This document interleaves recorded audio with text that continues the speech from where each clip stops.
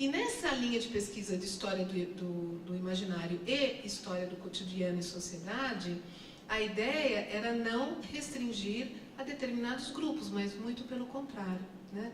Que isso pudesse ser ampliado.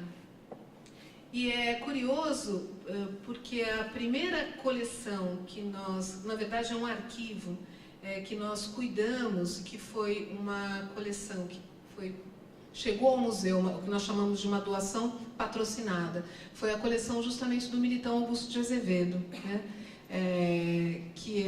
Ele além desse álbum famoso que ele faz da cidade de São Paulo, o ganha-pão dele era como retratista. Então, ele tinha um estúdio fotográfico na Rua 15 de Novembro, que abre em 1862, ele vem do Rio, se estabelece lá, e ao longo, até 1885, quando ele fecha o estúdio, ele produziu mais de 12 mil retratos, né, nesse período.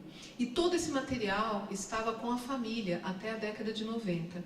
E nós tínhamos uma pessoa que fez a mediação, né, é um colega nosso, um pesquisador muito querido, Carlos Eugênio Marcondes de Moura, que tem uma coleção no museu também. Ele estabeleceu esse contato nosso com a família e nós ficamos quase que... Isso aconteceu, eu acho que foi em 91, tinha um ano que eu tinha entrado no museu, nós tivemos esse primeiro contato e foram quase 4 anos para conseguir o patrocínio para essa doação.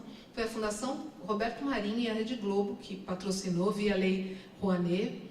E essa grande coleção, ela meio que mudou, porque esses retratos eram retratos de pessoas anônimas.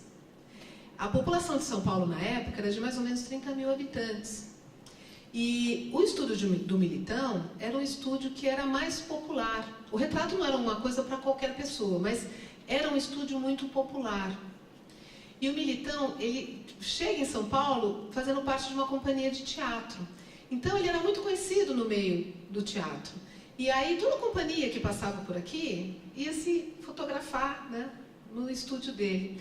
Então, nós fizemos uma exposição onde a nossa fala, naquele momento, era de como o retrato, apesar que as pessoas questionavam, mas esses retratos são de quem? Qual é o nome, sobrenome dessas pessoas retratadas? Falava assim, olha, isso poderia ser interessante nós termos, mas uma vez que não temos, tem outras maneiras de se explorar essa coleção, porque o retrato é uma representação do sujeito público. Então, entender como o sujeito se apresenta publicamente, qual a sua imagem pública, é uma matéria interessante para ser estudada, né?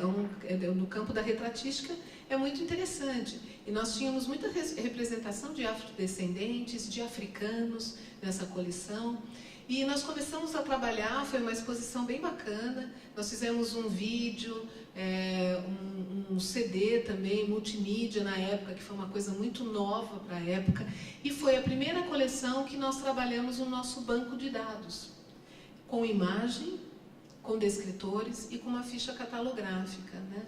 Então, essa coleção ela marca um pouco a nossa entrada até nesse mundo digital e da informatização dos acervos, que mudou completamente a relação do consulente e mesmo dos pesquisadores com os acervos, né?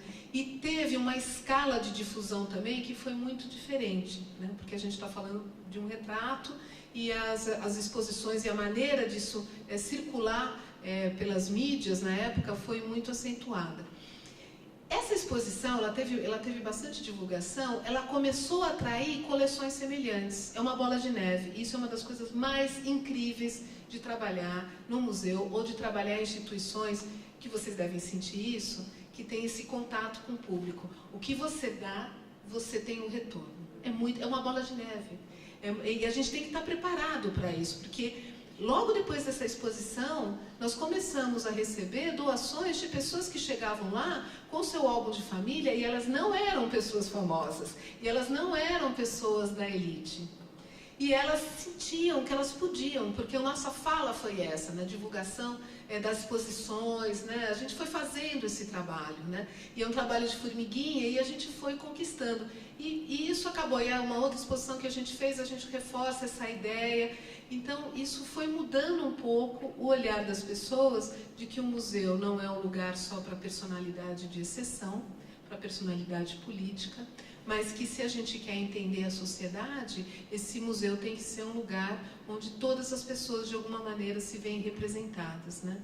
E eu acho que, embora ainda tenha muito a se fazer sobre como as pessoas veem os museus hoje em dia, eu acho que ainda tem muitas ideias prontas, né, e que não entendem o quanto ele pode ser dinâmico para além só dos espaços expositivos, né?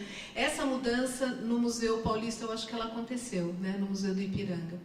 E ele é um museu que mora muito no coração das pessoas, e eu acho que é um dos museus que as pessoas não se sentem, elas sentem que elas podem entrar naquele palácio, né? Elas não se sentem muito constrangidas, né? Então isso, o recente trabalho, todo ano ele faz, eu acho, a pesquisa, o do J. Leiva, né, sobre hábitos culturais, mostra que, imagina, o museu está fechado, o edifício está fechado há 5 anos. Aí uma das perguntas é: qual é o museu que você visitou no último ano? O Museu do Ipiranga, né? Porque isso está, acho que, no imaginário das pessoas. Qual é o museu mais querido, mais visitado? O Museu do Ipiranga, ele aparece lá como uma super referência. É lógico que ele está lá também, porque ele é a matriz do que a gente aprende na escola, né? De todas as pinturas. Ele é, por excelência, a matriz de um ensino de história que teve uma ampla difusão nos livros didáticos, né?